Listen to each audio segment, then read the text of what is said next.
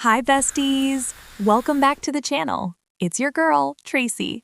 If you are new here, grab your matcha, get comfy, wrap yourself in a blanket, and welcome to the safe space where we try to navigate our 20s without having a mental breakdown every other Tuesday.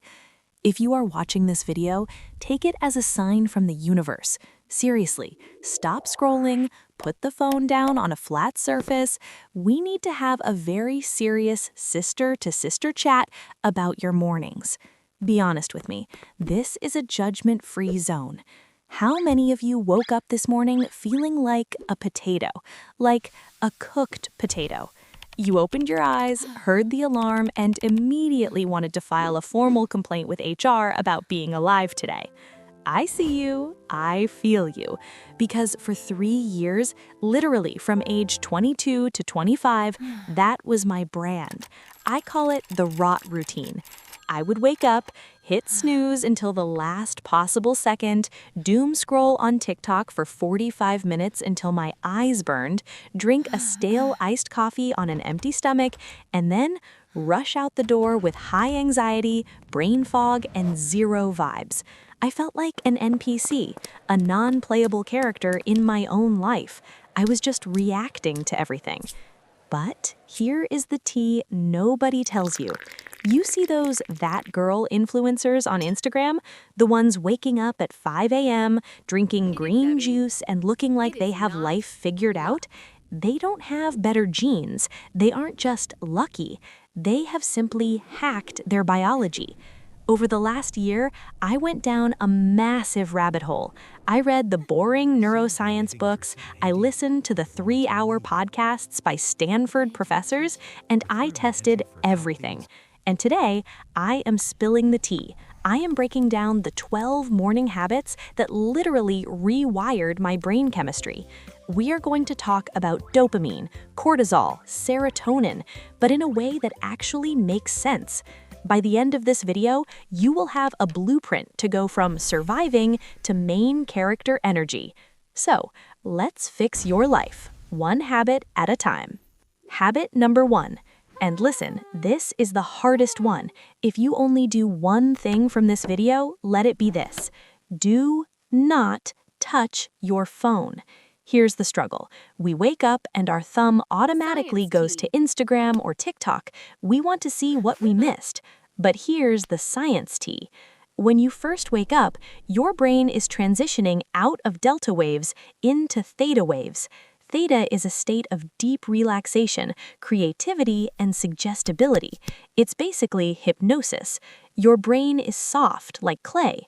If the first thing you do is open social media, you are letting strangers mold your brain. You see a girl in Dubai, boom, jealousy. You see a sad news headline, boom, anxiety. You check a work email, boom, cortisol spike. You are flooding your system with stress hormones before you even brush your teeth. You're starting your day in reaction mode instead of creation mode. So, the new rule, be delusional about your peace. Pretend you are a Victorian princess who doesn't know what Wi-Fi is. Just lay there for 60 seconds. Breathe. Feel your sheets. Tell yourself, I am awake. I am safe. Today is going to be good. Protect that theta state. It is the VIP section of your day. Habit number 2. We need to photosynthesize, besties. I want you to become a lizard. Stanford researchers found that getting natural sunlight in your eyes within the first hour of waking up is the single most important thing for your mental health. Here's why. Your brain has a little clock called the suprachiasmatic nucleus. Fancy, right? When light hits your eyes, it signals this clock to do 2 things.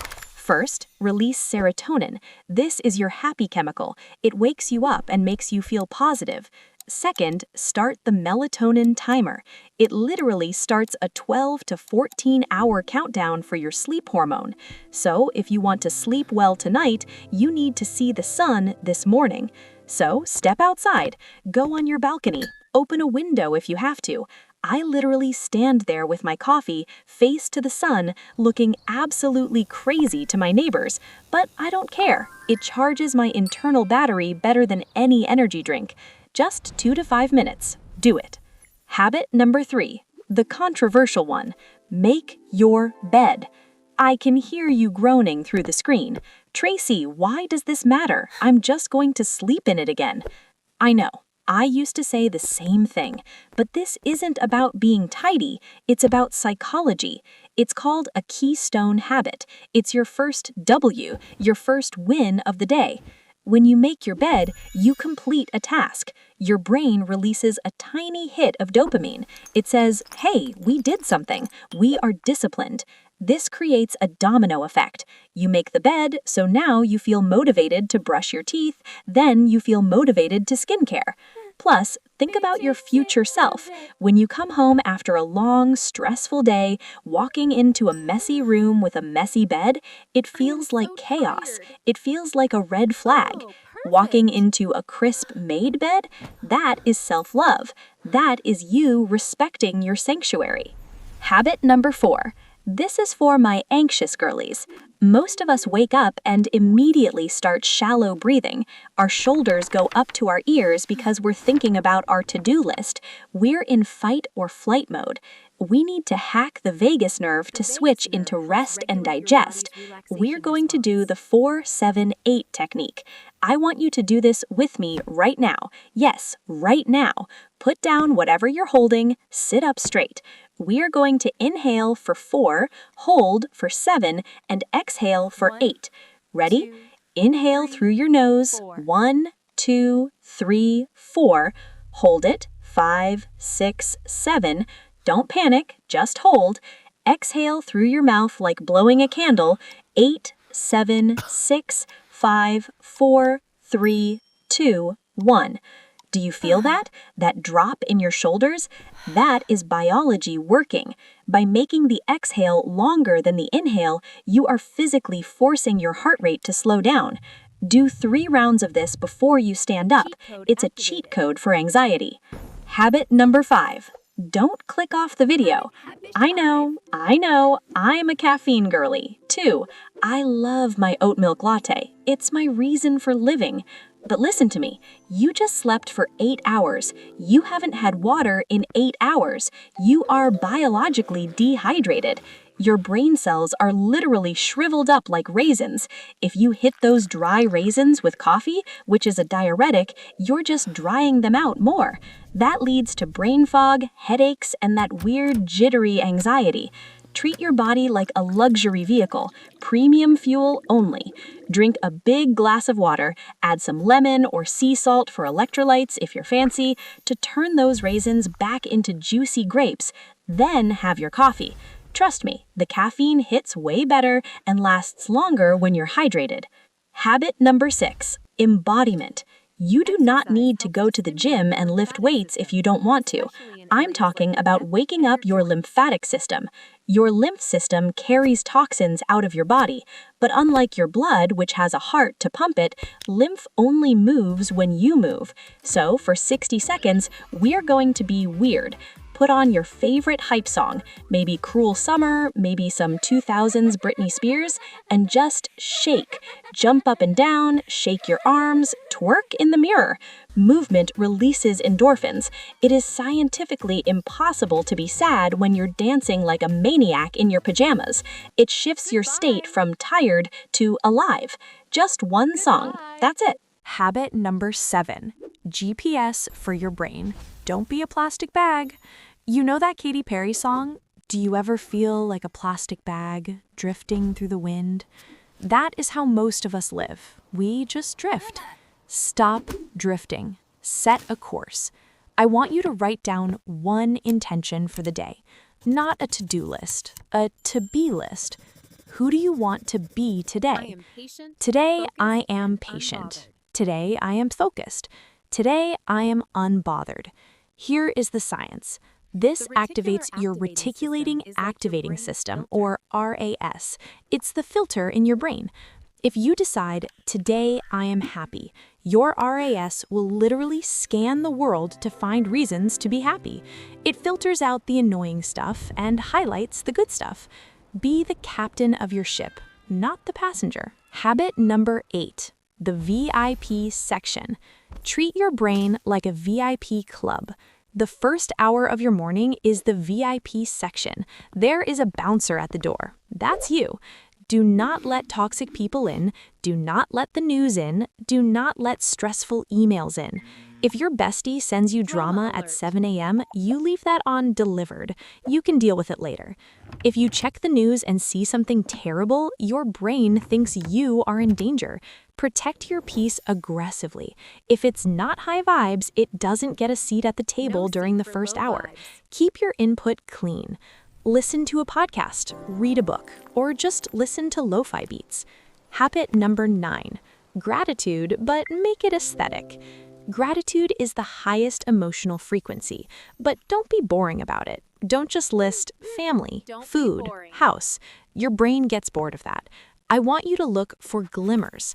Glimmers are tiny micro moments of joy. I'm grateful that my eyeliner wings matched perfectly today. I'm grateful for the smell of this vanilla candle.